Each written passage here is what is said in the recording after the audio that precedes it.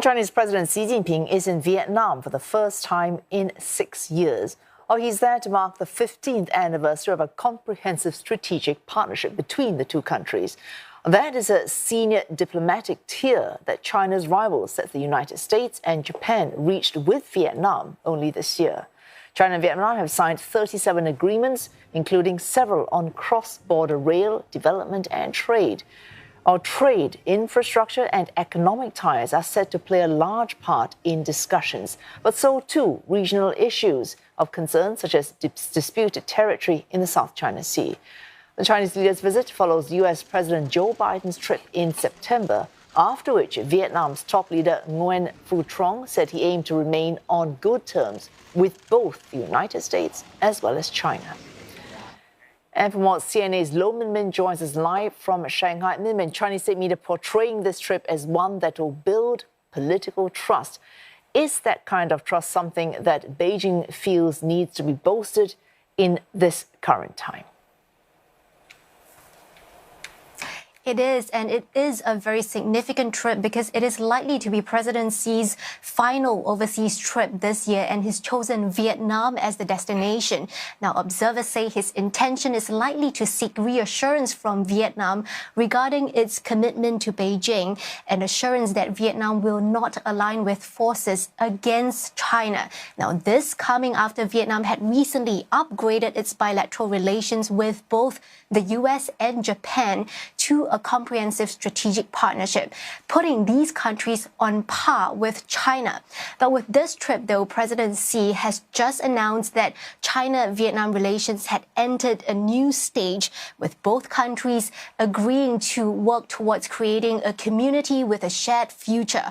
Observers say that this is a largely symbolic Sino-centric vision aimed at countering the US-led global order. And we know these two countries, they are both communist-run countries with a common ideology. President Xi had described their friendship as one between comrades and brothers. And the two sides are also closely intertwined, with Vietnam being China's gateway into Southeast Asia. It is, in fact, China's largest trading partner in the ASEAN bloc.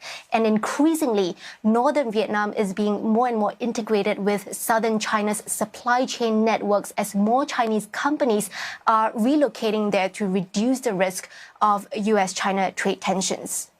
Perhaps a reflection of this movement to Vietnam. We've seen 37 deals signed on this very first day, in just a few hours of Xi Jinping's arrival in Vietnam. But are we going to be seeing, apart from deals, any more consequential, concrete announcements from either side in this today and tomorrow?